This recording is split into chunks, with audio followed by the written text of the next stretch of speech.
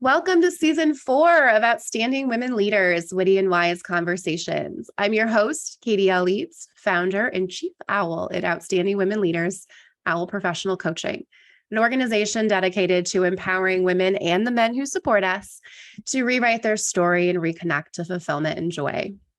Owl is on a mission to host 100 million witty and wise conversations that disrupt the way leaders think and inspire you to disrupt business as usual in your brain.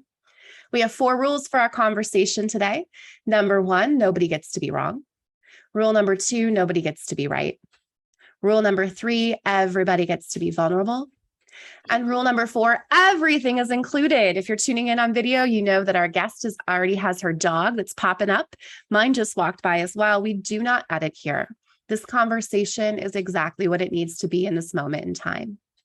We've asked our guests to join us via video to allow us to create authentic connection. Eyes are the window to the soul. You will be seen here. You will be heard. There is space for you. When the conversation comes to a close, I will ask our guests 3 questions. If you've tuned in before, you know what they are. And if you haven't, you don't want to miss them. But enough about me. I am excited to welcome outstanding women leader, Erin Wall. Born in New York into a military family, she spent the last 28 years navigating this crazy world. Though there were unexpected trials and tribulations, it has been and continues to be a good life. She joined the Navy after graduation, which began a whirlwind of consequences that forever changed her. She received her bachelor's degree in business from San Diego Christian College, as well as a master's in project management from Grantham University. While going to classes at Grantham, she began writing this book, Finding Success After Failure, and through that to help her aid recovery from mental and physical struggles, and also to help others who have fought the same battles. She found love, comfort, and her path to success thanks to the story told in this book.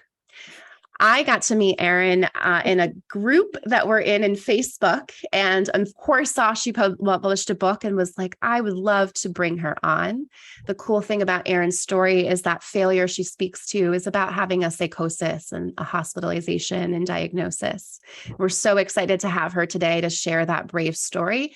Even more fun, if you've read my blog, you know I talk about quantum flirts and how the universe flirts with us a little bit. I met Erin last night. We were both working an event for Kevin Hart. I didn't have that Kevin Hart money and I wanted to be a part of his show. So I got to meet Erin last night unexpectedly. So welcome, Erin. Good to see you again. Hi, thanks for having me. I'm excited to be here. Yeah, so let's just dive in. I have so many questions. And right before we hopped on here, you said Halloween will be 5 years for you since you left the hospital. But for people that don't know anything about psychosis or mental health, we're going to get there. But before we do that, we want to know your story a little bit more. You're a military kid, born in New York, moved to Georgia. Tell us a little bit about your upbringing and kind of how you got to this space with your mental health. Sorry, my cat. So yes, I was a military brat. So I was born in New York. When I was 2 years old, we moved to Georgia. I lived there for 8 years. So the interesting thing about me as a military kid is I had a different experience than almost every other military kid. You hear military and you're like, oh, they move every 2 to 3 years, max 4 years. Whereas me, I had kind of a normal childhood where I moved to Georgia when I was 2 and I lived there for 8 years. And we moved to San Diego when I was 10 and I got to live there for 16 years. But the difference with that is that my dad had to give up a lot of time with us and take a lot of sea time. And because of that, my dad was kind of gone for about half of my life, but I had stability, whereas I could make friends and I could go to high school and I could grow up kind of in a natural family environment. So I didn't have my dad as much as I would like, but he sacrificed for us so that we could have more normalcy in our life. So then I tried to follow in the footsteps of my dad when I was 23, I think. Sorry, my brain's kind of messed up because of psychosis. But when I was 23, I was like, okay, what do I want to do with my life? I don't know, don't really have a plan. So I was like, my boyfriend at the time, him and I talked because we wanted to get married, but he didn't really want to marry me unless I made a lot of money. Long story. But I was like, okay, I can join the Navy as an officer because all you need is a college degree. So why not? So I did all of that process. That was the only plan that I had. I left for OCS in August of 2017, I think August 3rd. And my boyfriend and I had broken up before then, kind of a long story. But I went to visit him and we had smoked weed a few times, tried it out. But I couldn't do that because I would have popped on a piss test. So him and his friends, they had done acid on that trip. And I was there and I saw like how normal they were and like how calm they were. And I was like, I don't think this would be bad if I did it. So I did it with him in a hotel room, and he took 2. I only took 1. And I had like an agonizing 14-hour acid trip that I like freaked out, like I wanted to die. I like sat on the bathroom floor in a fetal position, screaming, crying, trying to make myself throw up. And then I got out of that.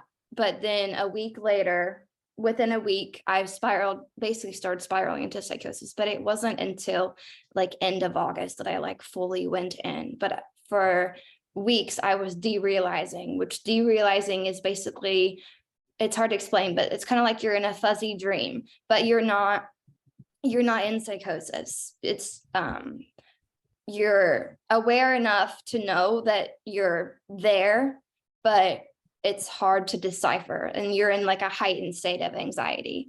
So I had that for about a month, and then I like fully went into psychosis. So that's like a brief overview of Yeah.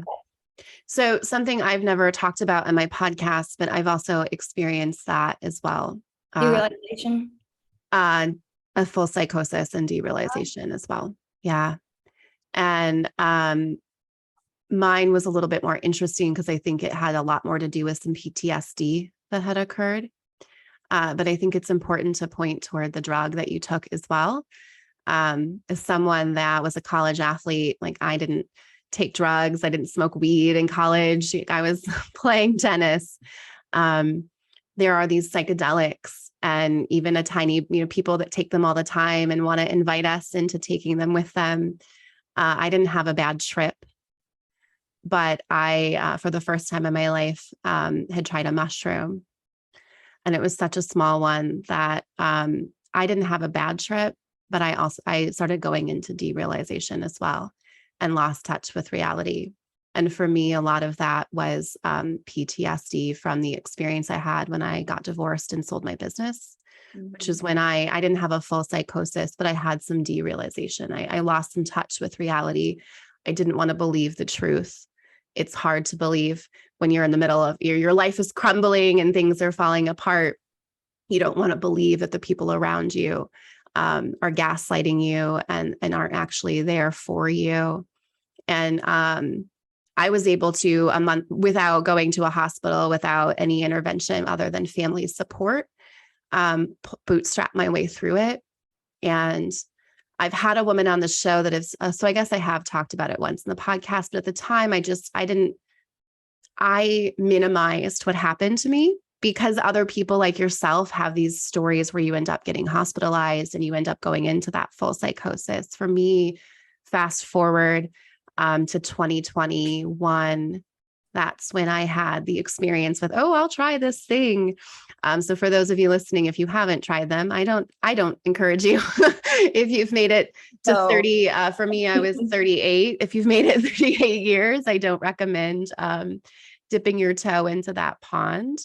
And that was where, it was slow. Like I was aware that things were crazy, but then there was moments where I wasn't quite fully aware. I had a whole story in my head, and a lot of it was triggered from a phone call I received that sort of brought me right back into where I had been 7 years prior. So for people who are listening, we both want you to know that mental health is okay to talk about. Yeah. And everyone's journey looks completely different. So let's talk more about your journey. So you have this psychosis. How did you get to the hospital? Well, I just want to say one comment before we get there. The weird thing about psychosis, like you said, is that like there's so many ways that you can get into it. It's not just illicit drug use. Like you can go in from trauma, you can go Yeah. in from starvation, from drinking, from, I mean, there's a whole list, but yeah. So, I mean, everybody's psychosis story and journey is different. Absolutely. And I like that you pointed that out, because this is not, and whether mine was actually drug induced or it was a combination of a few things, because it was like 3 weeks for me, but hearing you share that also kind of shines a little light for me. The first time I was not on any drugs, the first time that I had the derealizing. I love that you've used that language. I didn't have that language before. So thank you for that. Okay, yeah. So one more comment on that too. I didn't know what derealization was called either until I found this guy on TikTok. His name is Jesse Catches. He's like a mental health activist, and he had a video about it where he explained it like a fuzzy dream. Whereas me, I explained it as like, it's kind of like tunnel vision, but instead of tunnel vision, it's like fuzzy vision, and you have this like pressure on your brain that makes you just want to kill it, like stab your brain, but you don't actually do that. Oh, so mine was a little different. Mine was more, and this is why I think the diagnosis I had doesn't quite match my experience necessarily, but mine was more, I was sort of stuck in a trauma loop. So I was reliving every memory, and they were all coming at once. So nothing made sense that I was saying. It made sense to me. And then there were moments where I was clear and I was like, no, I'm fine. I'm fine. I'm fine. I'm fine. I was like, I was fighting. How I would describe it is like, there was not Katie.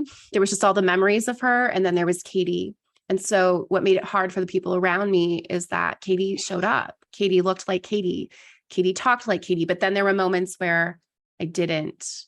And I'm so grateful to my boyfriend who he knew right away. He walked in, he's like, you're not my girlfriend. Who is this? This isn't my girlfriend. And no one else really knew. No one else around me, nothing seemed out of the ordinary for them. But for him, he knew right away, but he didn't know what to do. So back to your story. How did you get from psychosis to hospital? Okay, so I was at OCS for, I think it was August 6th, I think I went to, and I was there for 10 days. I thought it was way longer. I mean, I was freaking out the entire time I was there.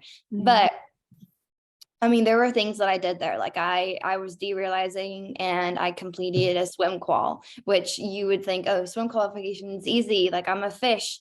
But when everything is scaring you, it's like, oh my God, I'm going to die if I do this. But I did it. And then I did the PT test. But anyway, so I was at OCS, and they're always like, don't touch your face, don't rub your nose, because disease spreads like wildfire, like you're gonna get pink eye. So every night that I was there, I would go to sleep, if you call this sleeping, but I would lay in my bed and I would have this like loop in my head, whereas I'm going to get sick. I'm going to make everybody here at OCS sick. I'm not supposed to be here. My dad helped me get here because my dad did help me get there.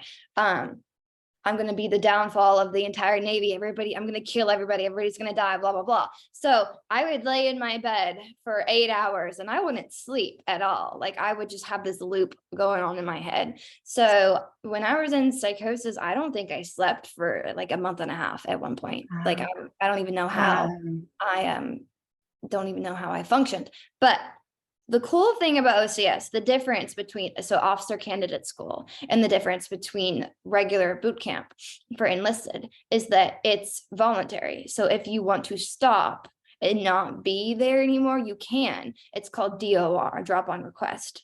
So, here I am just walking around trying to survive, trying to be okay, even though I'm not okay. Just at one point, I think it was like 6 days in, I went into, this is all in my book, by the way, like basically everything I'm saying is in my book. I went into this officer's office. I went into the officer's office, and I didn't say his name right. Like I didn't address him correctly, because I was scared as hell. And I went in and I was like, I don't want to do this anymore. I want to drop on request, blah, blah, blah. And he was agitated at first. I'm saying things backwards, but he was agitated at first because I didn't address him correctly. And then I said, I don't want to do this anymore. And then he was like, okay. So when you drop on request at OCS, they put you in this area. It's like a schooling area, I guess.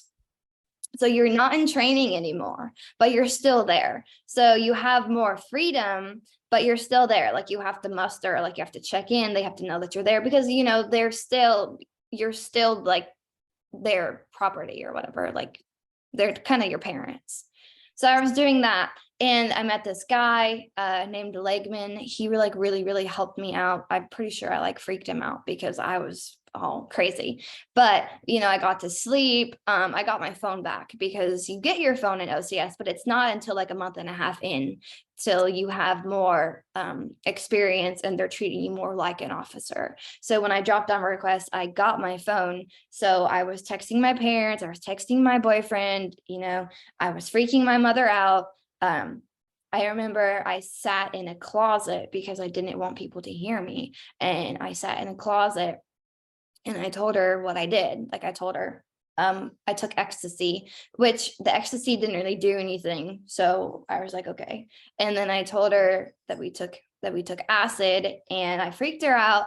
And she actually talked to my dad, and she texted the group chat we were in that she was leaving, and she was flying from California to Rhode Island to come be with me, to pick me up at OCS. But I told her not to come because, mothers can't come to OCS for training. But she accidentally texted the group chat. So I knew she was coming, but my brain, it's okay, Noah. My brain didn't know that she was coming. So I didn't know, I didn't believe she was going to be there until I actually saw her. And then my grandma met us. I thought it was a day later, but apparently my grandma met us a few hours later, because my grandma, maybe I'll talk about this later, but my grandma and I have the world's literal best relationship ever. She's my best friend. I call her literally I call her every day. And if I don't call her every day, I call her 4 times a week. But so my mom comes and my grandma comes, and the interesting thing about this, which I didn't know until recently, is that literally nobody else has ever done what my mom did. No parent was ever allowed to come to OCS and pick their child up, take me off. She just had to have me muster every morning. So I had to go in every morning at 7 and tell them that I was alive or whatever. So after that, at this point, I think my mom thought I was in psychosis at some points, but I wasn't. I was still derealizing. So I was back and forth with reality and scared to death. And then when I was there, I had hallucinations, and I was put on suicide watch. I was afraid to shower. So I also didn't shower for 6 days because I thought, I don't know, I was afraid to shower, which wasn't fun. So my mom forced me to shower when we were in the hotel, and it took me 2 hours to shower because I kept going out of the shower, but I would walk out nude. So she was like, something's wrong, because I would have never done that if I was of sound mind. So then fast forward, I get checked out, and we fly home, and my grandma, she flies back to Texas, and she she faints on her flight. So that kind of makes things worse. And when we were on the way home, I was like, I'm not supposed to leave here. I'm going to be wanted by the FBI because that is the paranoia that comes. I had the same thing with the FBI. I was going to jail for me. Yeah. I was 100% convinced that I was a criminal and I was going to jail. Yeah. Well, so in psychosis, I realized that there are some similarities, but I think everybody's psychosis is different. But in every psychosis story I've heard, I always hear similarities. So that's where the schizophrenic comes into play, because schizophrenia can stand alone, whereas psychosis, I think they always have schizophrenic symptoms. So it's interesting. So mine was Well, when I sold the business, when I was in the process of that, my partner had said he had hired someone to follow me, like a private investigator. I don't know if he actually did that, but he said it and I believed it. And so for me, that is why that pattern is there.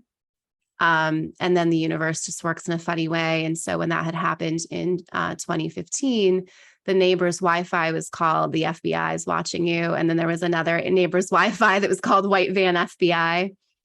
And these are funny, like this wasn't, I don't believe the FBI was there, right? But those coincidences, like all of a sudden wrote stories for me. Yeah, like your brain just makes up a whole scenario. Yeah, it does. It does. So you're losing touch with reality. You're back and forth. How do you get to the hospital? How does someone say, we need you to be in the hospital? Okay. I mean, it's a long story, so I'm trying to like condense it. Yeah. Well, and I guess what I'm asking is, did you take an ambulance ride? Did someone say we have to go? Like, how do you get from there to there? Yeah. You don't have to tell the whole story. They can buy your book. Yeah. Okay. So I'll try to like,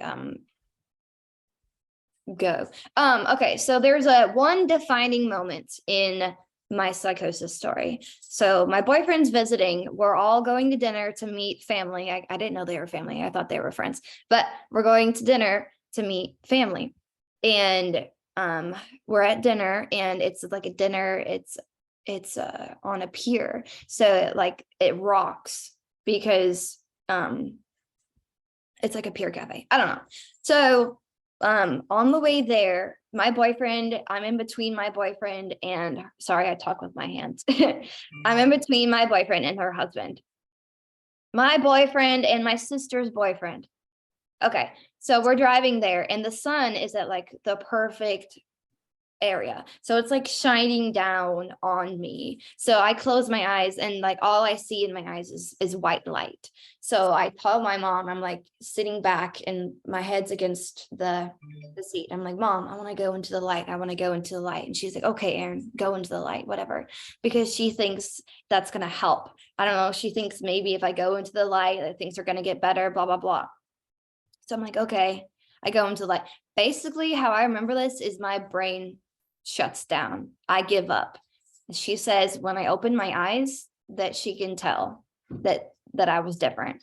So after that, like it goes dark and I don't remember anything else. Like I remember psychosis and I remember scary things and I remember like very specific things like saying goodbye to my boyfriend. But if you asked me from that moment on till when I got out of the hospital the first time, I couldn't tell you anything.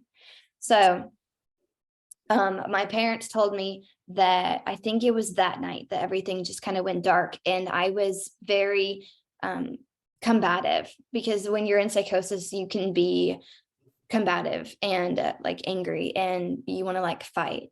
So my mom told me that they drove me to like a general hospital and they gave me a shot. So I got to sleep for the first time in like a month and a half. And then after that, they were doing like research. And then I think, so I have like, my memory is pretty bad. So Yeah. there's more specifics in my book because my mom wrote emails to all of my family, like outlining everything that happened. Mm-hmm. But I remember, I think, is that I was in the general hospital and then they were doing research on like what good psychiatric hospitals to take me to. And then they took me to Balboa, which is like a Balboa Naval Hospital, because I was still under my dad's insurance at that point. So I think they transferred me from the hospital in an ambulance to the psychiatric hospital. But I remember too, they said when they were driving me to the hospital, I was on this loop. Like I'm Jesus, I'm Jake from State Farm, just constant loop. And I know I said one more thing, but I don't remember what they said I said. But then there would be times that I would break the cycle and I would say, thank you for taking me to the hospital. Thank you for helping me. Thank you for taking me to the hospital. And then I'd go back on the loop. And that's all I remember. Yeah. How long were you in the hospital for? The first time I think I was there for 3 weeks and then I got out and there's a week break in between. But But get over here. Mhm. Sorry.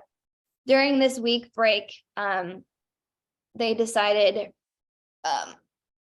they were like, you can lower her medication. So I lowered my medicine too fast. Or we did, whatever. And then I spiraled back into psychosis. So then I went back in for another few weeks. And then October 31st, Halloween of 2017 was when I got out, and I've never been in a hospital since. Mm. And Because, since, sorry, no, my mom told me that I told the doctors that I didn't want to be in the hospital on Halloween because it's like a scary night, like before I was better. So I guess that was the goal, to get me out before Halloween. So I got out on Halloween of 2017. and did you receive any diagnosis or any medication to support you? Or I'm curious, like, where are you at in that recovery journey? It's been a long and hard 5 years. So from what I can remember, my diagnosis went from a lot of things. It went from bipolar, no, it went from psychosis with schizophrenia symptoms, schizophrenia, bipolar with psychotic features, to just now bipolar. Like I'm bipolar, just have a bipolar disorder. I've taken like 6 different medications. I think it was Ativan and Geodon and just a bunch. But like we sat on lithium for a while. Like I was on lithium for I think like 2.5 years, and I did really well, but it made my hair fall out. And then after that, like symptoms just kind of got worse.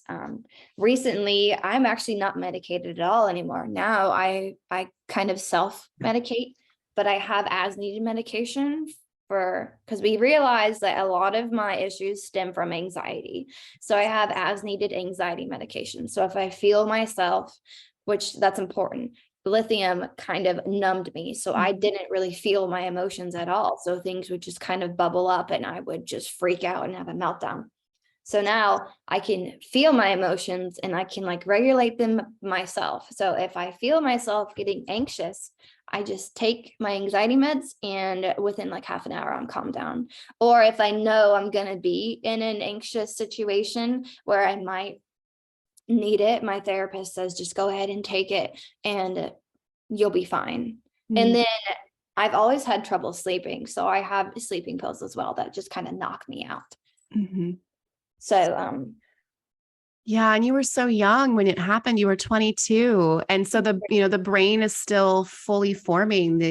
Your prefrontal cortex and all of your executive functioning is not fully formed until you're 25 to 30.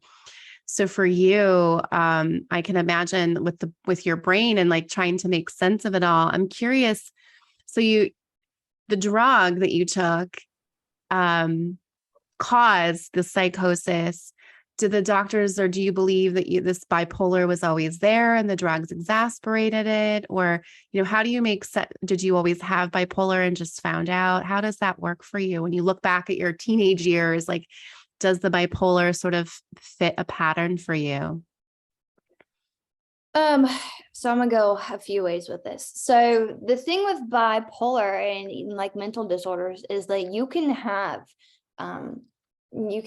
it in you, but oftentimes your mental disorder never comes about unless you have experienced trauma.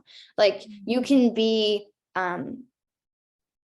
prone to like bipolar or BPD or whatever, but there's been studies shown that you can have those tendencies, but you might not ever actually experience the disorder unless a traumatic experience brought on the symptoms.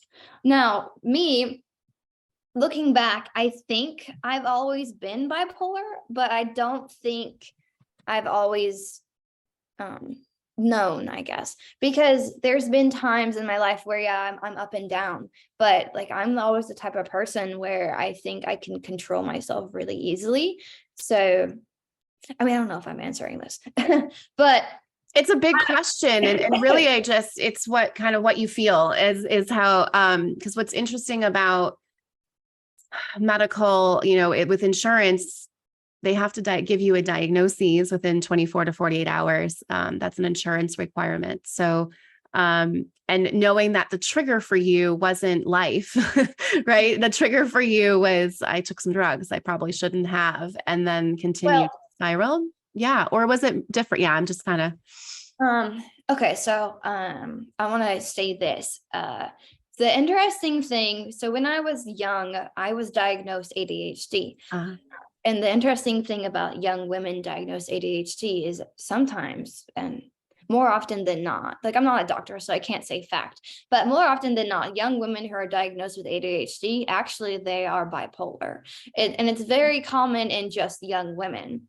It's because physicians, doctors, like in the 80s, which apparently we haven't really come much farther from that in mental health, they don't want to label children as bipolar because they just don't think that they have the same tendencies as adults. But bipolar disorders and mental health disorders and mood disorders, they actually show themselves different in children as they come up in adults. So I think I was misdiagnosed ADHD when I was a child, when actually I was bipolar. So it's so interesting, the universe brought us together in all these ways. It's so interesting hearing your story. Mine is kind of the opposite. So I didn't have an ADHD. I was an 80s kid, so that we didn't diagnose girls with ADHD much in the 80s. But I think first grade, probably I was a teacher. So first grade said it all. My handwriting I had an F in handwriting and I had an F in math because I was putting 0 and 1 for all my answers because I wanted to read. Like I wasn't interested in that.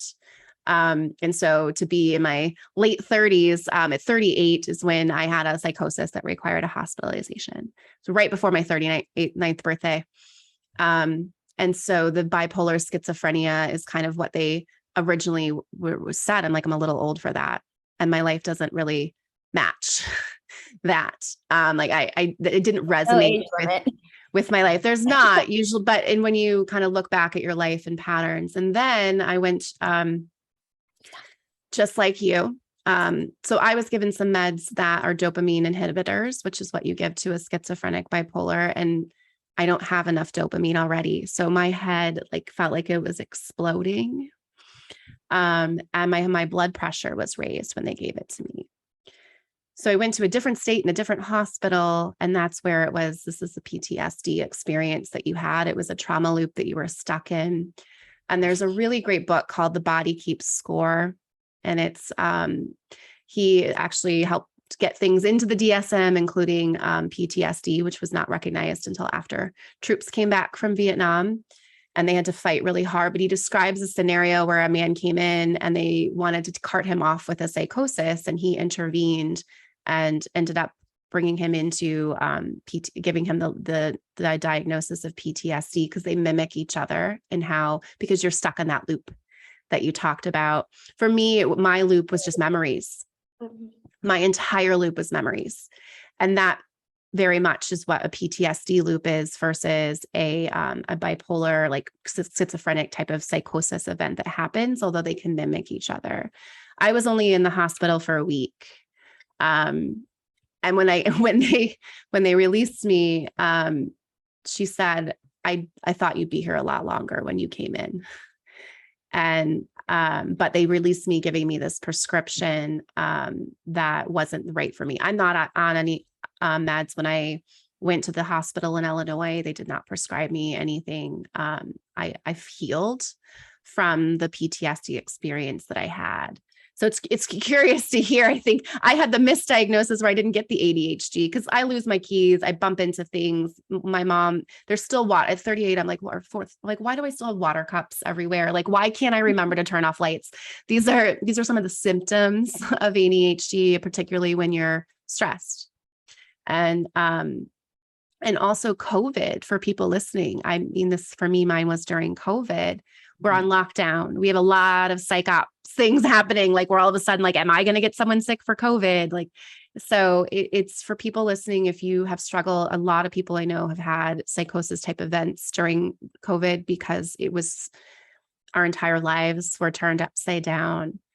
How do you begin to pick up your pieces? So you get back out of the hospital for the second time. How do you pick up the pieces and move forward? Because there is a lot of stigma around it. Mm-hmm.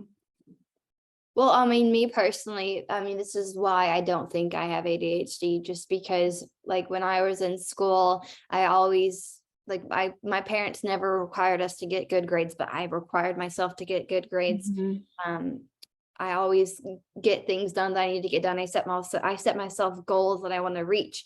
So when I was in the hospital, the doctors told my parents which I don't remember, but I found out when I wrote my book that I probably wouldn't need medicine my entire life.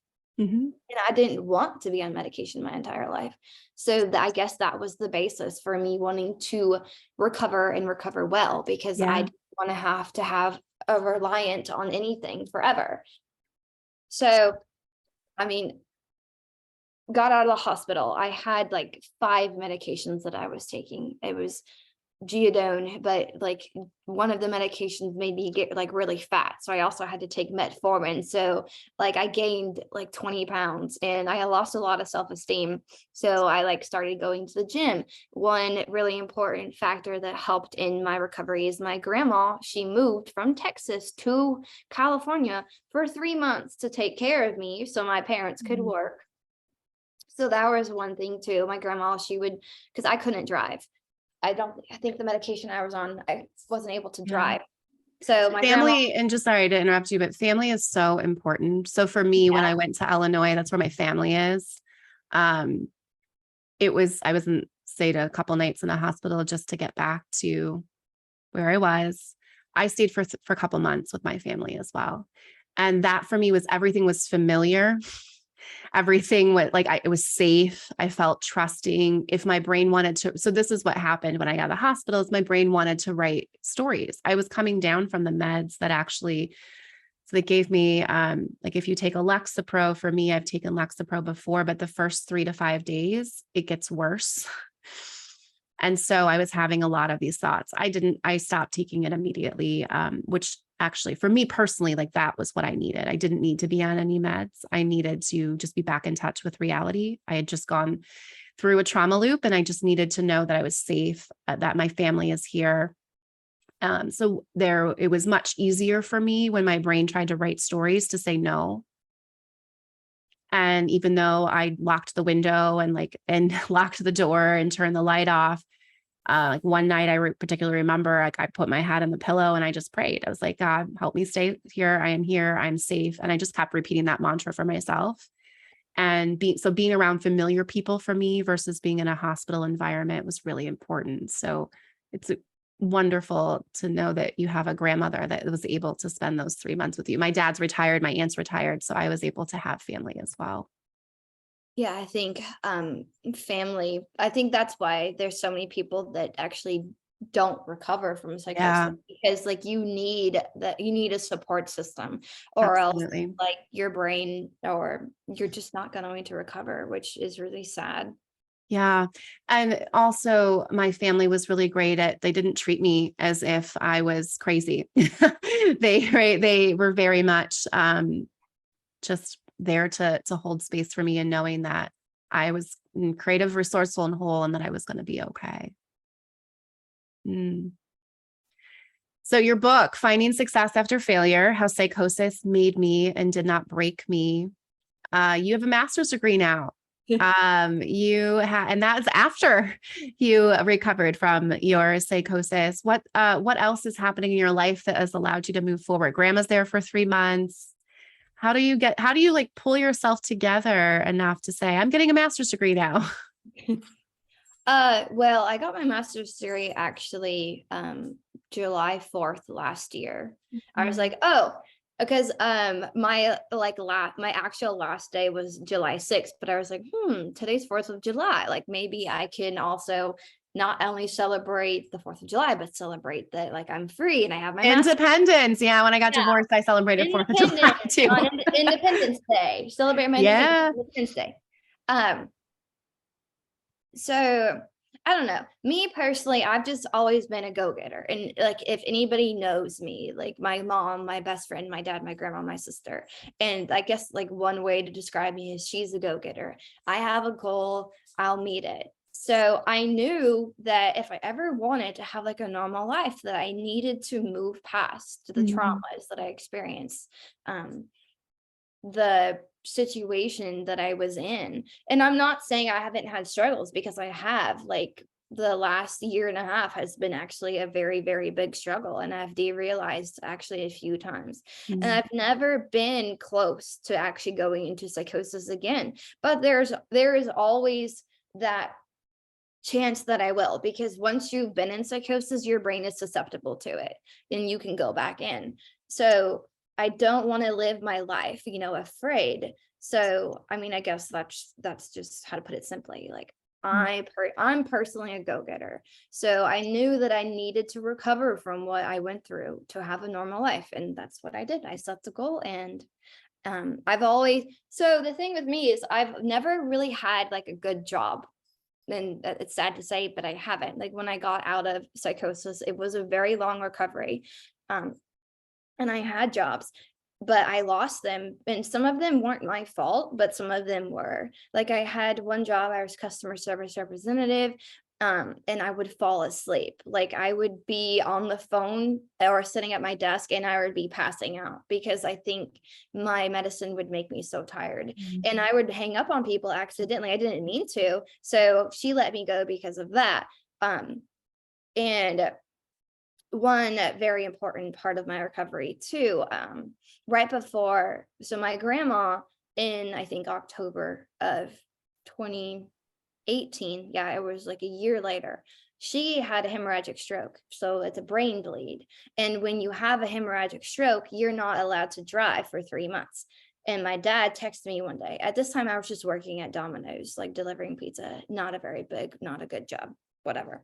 So he was like, your grandma, like, I knew at this point, I already knew she had a hemorrhagic stroke, but I didn't know when you have a stroke, you can't drive for 3 months. So he texted me, what do you think about moving to Texas and taking care of your grandma and living with her and like driving her around and stuff? And I said, that would be a dream.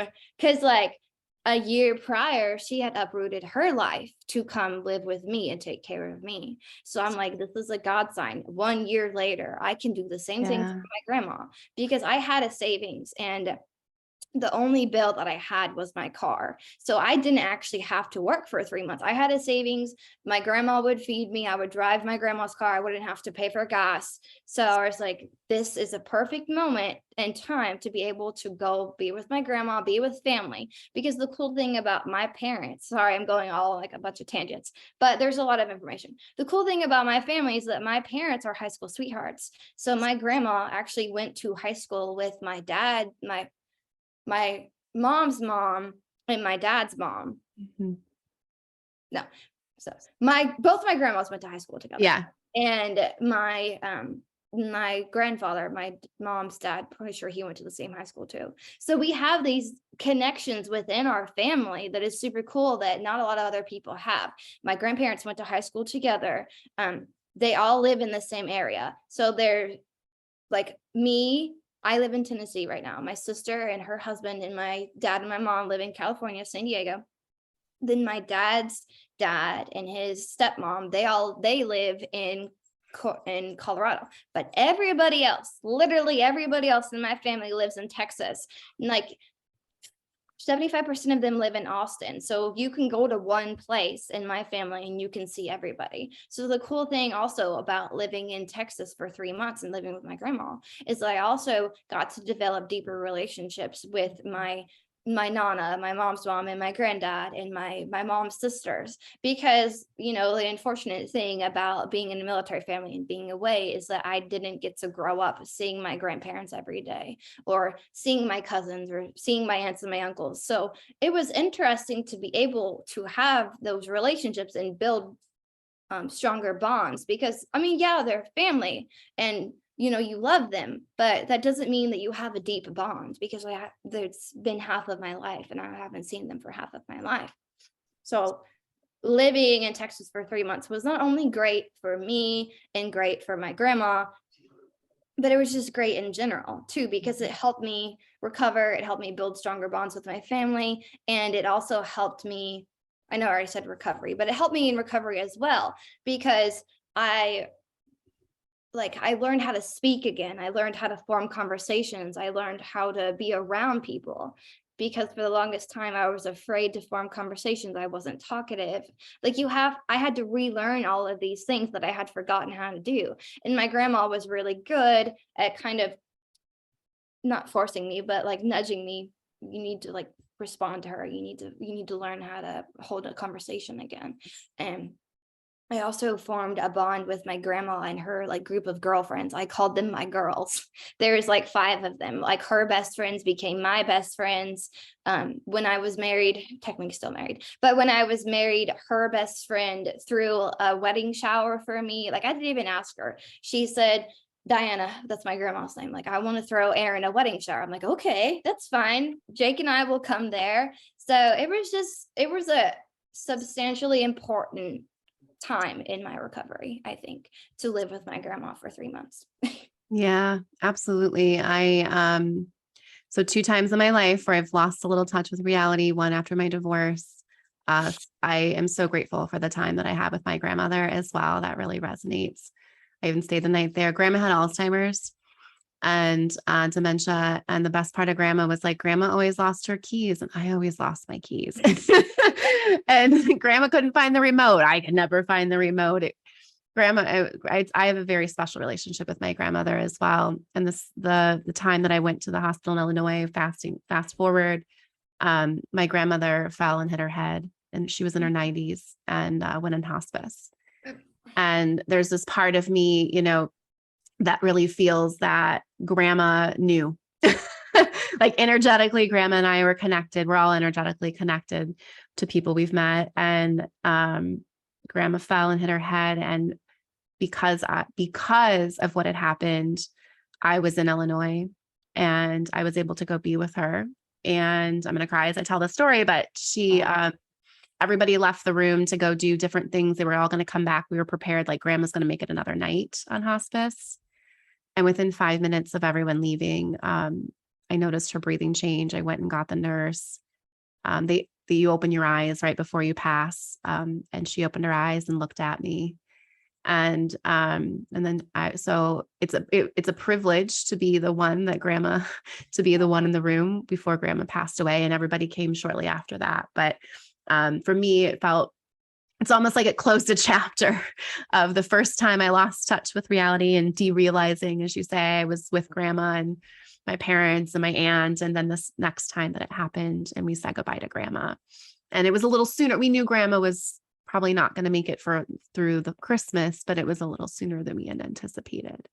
So it's always inspiring to hear people in the midst of really tough situations where you're finding the gift and you're leaning into the gift and be like, this is great, even though maybe your life isn't where you thought it would be, to be able to embrace the extra things that come along with it because of where you've been. Like your story with your grandma, it's almost as if like God knew, like you needed that closure, like you needed to see her and see her eyes. Yeah, right before when I was derealizing, I knew grandma was sick, and I almost part of me is like, is that what it? Because I was honored to get on a plane and go see her, and my boyfriend said, "We should have just put you on the plane instead." A couple days passed, and then it got to the point where he promised he wouldn't take me back to that hospital. So that's why I ended up in Illinois, and it was the best thing ever for me, because it was no longer this diagnosis of psychosis and bipolar or potential schizophrenia, but it was this diagnosis for me of what it was, which was PTSD, and being in the loop of what had happened to me before. And so my recovery for me was a little bit after I stayed 2 months with my family, and then I went to Florida for a vacation and came back home. Mine was the shame. I know this is part of the recovery. I wonder for you, was there shame around what had happened? Or even for me, like having a flashback of like how I acted. That was really hard for me. I don't know about for you. What do you mean, like shame myself or shame from other people? Just feeling shame about yourself. For me, that's what I felt. I felt a lot of shame, embarrassment, just the stigma that comes along with it. I mean, for the longest time, I didn't really know why it happened to me. Mhm. I didn't really understand. I still don't know why. I mean, everything happens for a reason, but I don't know if I ever felt like shame. I was shamed from other people. I mean, there were times that I shared what happened to me and I shared too soon, and like I got ghosted. Like people stopped talking to me, and like I scared people. But it's true. I mean, there is such a stigma around mental health that it's like, don't talk about it. Like, That's why I don't talk about it. feeling away. But no, like, it needs to be talked about because Yeah. it's very, very common. And actually more common in men than it is in women, which is Mhm. something I realized. But I don't know where I was going. Oh yeah. So after I just got through it, whatever I was feeling, I don't know if it was shame. I was like, this happened to me for a reason. Mhm. So I need to do something about it. So that's literally why I wrote this book, because I mean, I have a lot of plans for this book that I hope, like, it's stepping stones to bigger, better, greater things. But I told my parents, it wasn't actually too long ago, it was like a year ago. I told them when I was working at Walmart, I think God put me through, this is in my book, I don't think it's a quote word for word, but I think God put me through psychosis because I would use my experience to help others who have gone through the same thing. And that's literally the goal of mine. Like recently, somebody who I was in a program with, she reached out to me and she said, I love your book. Like, I'm so glad you wrote it. Some of your psychosis symptoms, I experienced the same thing. She said that she loved it, and we chatted for a little bit, and she lives in San Diego. And I told her I'm more than likely moving back, and she asked if we could meet like when and hang out when I got back. And I said, yeah, I would love that. I always need more friends. So that's literally one of the reasons I wrote that book. Like, I want people to know. I want people to know that I went through the same thing that they did. I want people to know that it's okay. And I want people to know that recovery is is sorry, is you can reach recovery. It's not the word Yeah. of, No, but I had a woman that was bipolar and a man that schizophrenia. And we did a podcast together and it was called Recovery is Always an Option. And something that we don't talk about, we think like schizophrenia and bipolar, like these are just diagnoses that you live with the rest of your life, versus this is actually something you can recover from. I'm going to send you the podcast. Sandy Lintz, at the age she took a neuroscience course at the age of 60, 58, somewhere around there, lived her whole life with bipolar and was able to beat this bipolar through this coaching and neuroscience program.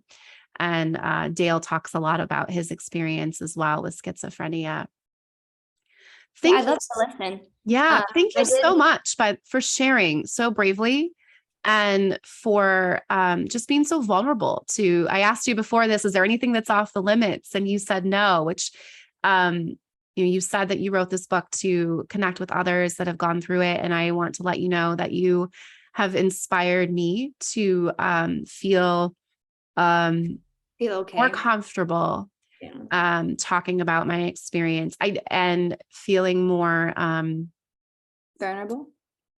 okay to be a little vulnerable. Yeah. You said you're an open book and you wrote a book, and people meet me and they're like, oh, you're an open book. You share your story. Cause in 2015, when I moved my life halfway across the country after recovering from going in and out of touch, I tried to check myself into a hospital. And my dad's like, no, you don't need that. And I appreciate that because I was okay. I was able to stop derealizing and come back. I didn't have the full on psychosis. And being able to share my story in 2015 made me feel healed. And in 2021, I don't really share that. For me, it became more of a thing that happened. Girl Interrupted, for those that have seen the movie, only mine was a little bit shorter. So thank you for being here and being you and just bravely sharing. Yeah, one thing I'd like to say, but just bounce off of that, I guess, is I don't know if it's a quote, I don't know, but I like to say it's okay to not be okay. Mm-hmm. Yeah. And it's okay to be okay, even when you're Yeah. not okay. All of it's okay. Erin, Yeah. what would you, as we wrap up here today, what would you say is your purpose in life? I don't really know if I found it out yet, but Mhm. I think a blanket purpose, I guess, is to like be an inspiration and to help others who need help. Because I always told myself and like people close to me that if I ever like come into a bunch of money, that like I wouldn't use it for myself. Like I would make sure my necessities are taken care of, but then I would just find people who need it more, or like I would donate it to my like charities and stuff.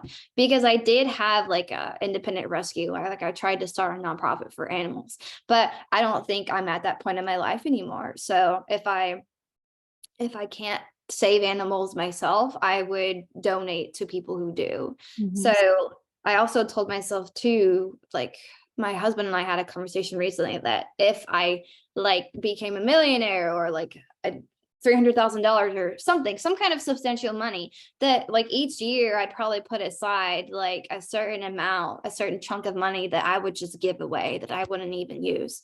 Because like there's so many billionaires and people who make so much money. I'm sitting here like, what would I need? Like I'm such a common person that like an airplane, that doesn't sound nice to me. Like I'm a very simplistic person. So I feel like if because I think I'm blessed, sort of. I am blessed. I am 100% blessed. So I want to be able to help people that do Mhm. not have the same blessings that I've gotten in life. Like end goal for my book is I want to start a nonprofit, and I don't know what it's going to be called, but I want to start a nonprofit, and the central goal around that would be to help people who have been hospitalized for psychosis or schizophrenic symptoms and they don't have good insurance, or they don't have insurance at all. And my nonprofit would fit the bill, or it would pay for the rest of their Yeah. bill so that they can get the care that they need. Sounds like your purpose is to bless others. Yeah, that puts it simple, I guess. Bless. Yeah. Erin, what's your superpower? I actually thought about this because I listened to one of your podcasts recently and I remember that question. I think my superpower is being able to bounce back from anything life has ever thrown at me. I guess I love cats, so I guess I'm a cat. Like I always land on my feet, no matter what experience I have or something that negatively impacts me. And you can ask like anybody who knows me. I always bounce back. And I don't know how I always bounce back, but I did. Yeah, when I got divorced and I remember leaving with my dad, we were going somewhere and I was putting my shoes on and I said to my dad, "Am I going to be okay?" Mhm. Because I gave him everything, so I had no money and I was fighting to sell this business. And my dad said, "You always land on your feet," Mhm. and that has stuck with me. So bounce back from anything life throws at me. You are like a cat. My last question, which you've kind of alluded to a little bit, but in the more immediate, what's next for you? I do have plans for more books. Right now, I'm just kind of trying to focus on this one book, because one thing about me is I always put a little too much on my plate. So I'm trying to not do that because it is a stress factor and I don't want to stress myself out.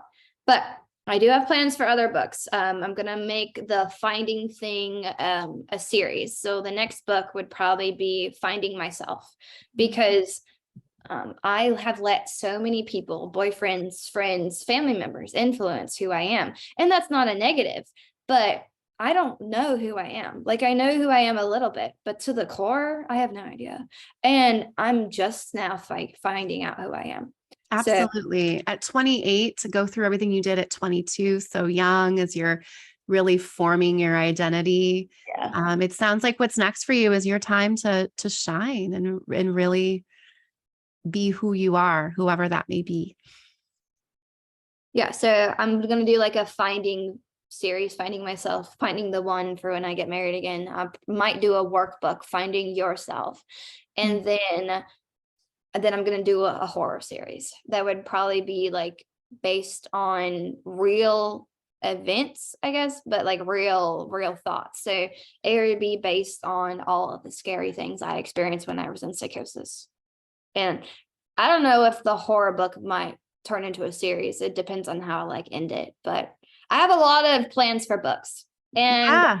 a nonprofit. And if I make a lot of money, I have I have mentioned to family that I might go to school again and get a doctorate and become a psychiatrist. Very So cool. I So have a I lot can't of wait to follow your journey. And for everyone listening, how do they follow you on your journey and how do they get your book? So Finding Success After Failure, How Psychosis Made Me and Did Not Break Me is available on barnesandnoble.com and on Amazon in ebook and paperback. I am on Facebook. I have a public page. It's called Erin Wall, easy, ERINWALL, just like the wall in your house, Erin Wall. And then I have a TikTok. It's just called Erin_Finding Success. And I'm going to be growing my social media. It's just like I said, I try not to put too much on my plate. But Erin Wall, probably my Facebook page would be the easiest way to follow me right now because I'll probably be posting TikToks on there. So you'll just naturally be able to see my TikTok from there. All right. So TikTok. So this elder millennial needs to get with the times because you didn't say Instagram. Where was Instagram on there? I'm going to put Instagram. It's like, I don't need Instagram. I got TikTok and Facebook. I'm learning. I'm going to do an Instagram. I haven't thought of a good name yet. All right. Well, thank you so much for joining us. For people listening, go follow Erin _Finding Success on TikTok. Find her on Facebook at Erin Wall. Buy her book on Amazon, Barnes and Noble, and leave her a review. And speaking of reviews, if you enjoyed this podcast, leave us a review at Owl. We'd love to hear some feedback from you if you are interested in being a guest. Every woman has an incredible story to share and tell and inspire others. So Erin, thank you for being that light and sharing your story so bravely for us. I always give my guests the last word. So this is your time. Anything you want to share and leave our listeners with today? Okay. Katie, I really appreciate you reaching out to me and letting me come on this podcast. Everybody, just remember, it's okay to not be okay.